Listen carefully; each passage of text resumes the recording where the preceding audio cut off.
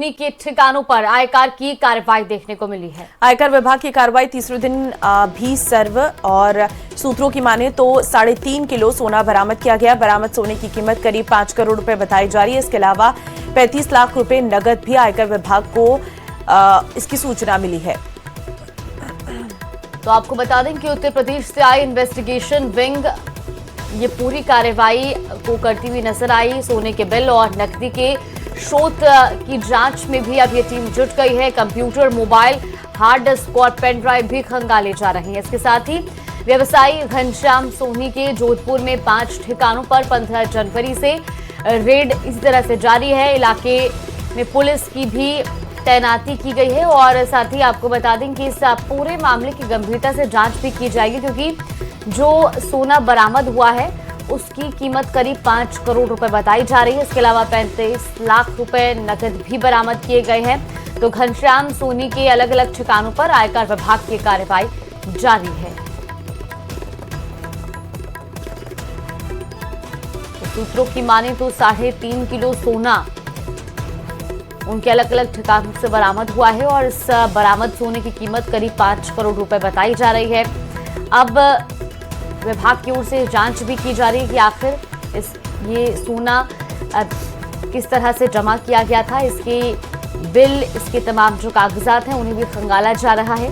आयकर विभाग की कार्रवाई तीसरे दिन भी जारी रही और ऐसे में भारी पुलिस की तैनाती भी पूरे इलाके में की गई है।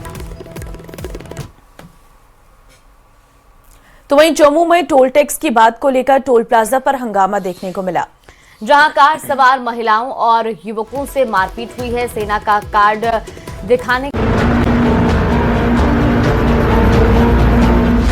नेताजी सावधान, खर्चों पर लगेगी लगाम, चुनाव लड़ने पर खतरा, देना पड़ेगा ब्यौरा, बढ़ा चुनावी खर्च, निगरानी भी सख्त। प्रदेश में मार्च अप्रैल में प्रस्तावित पंचायत चुनाव से पहले राज्य चुनाव आयोग सख्त रुख अपनाने जा रहा है। पिछले पंचायत चुनाव में जिन प्रत्याशियों ने रिजल्ट के 15 दिन के भीतर चुनाव खर्च का ब्यौरा जमा नहीं कराया, उन पर 3 साल तक चुनाव लड़ने पर रोक लग सकती है। आयोग अब जिला कलेक्टरों से ऐसे प्रत्याशियों की सूची मंगाने की तैयारी में है। चुनाव में जो कैंडिडेट खड़े होते हैं कुछ हद तक अनसीरियस भी होते हैं और कुछ ऐसे भी होते हैं जो हमारी जो संवैधानिक संस्था है, राज्य चुनाव आयोग है, उसके नियमों का पूरी तरह से पालना नहीं करते। ऐसे में वर्तमान राज्य चुनाव आयोग द्वारा एक आदेश जारी किया जा रहा है कि जिन्होंने पिछली बार अपना खर्च का ब्यौरा नहीं दिया, जो कि देना बहुत आवश्यक होता है, तो ऐसे जो कैंडिडेट है जिन्होंने अपना खर्च का ब्यौरा नहीं दिया, उनको आने वाले चुनाव में प्रतिबंधित किया जाए। नियमों के मुताबिक सभी प्रत्याशियों को ब्यौरा देना जरूरी होता है, जबकि ऐसा न करने वाले प्रत्याशियों पर 3 साल का प्रतिबंध लगाने का प्रावधान है।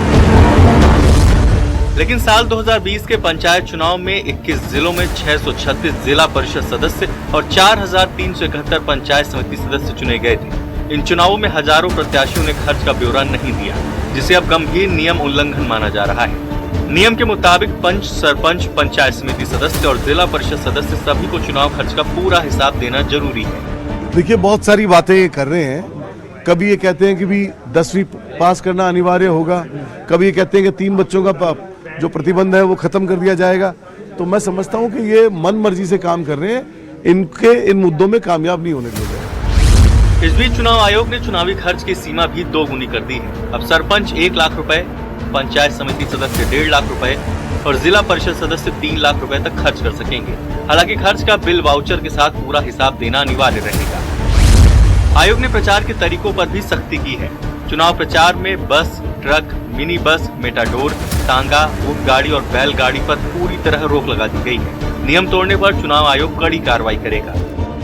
सुप्रीम कोर्ट ने प्रदेश सरकार को 15 अप्रैल 2026 तक पंचायत चुनाव कराने के निर्देश दिए हैं।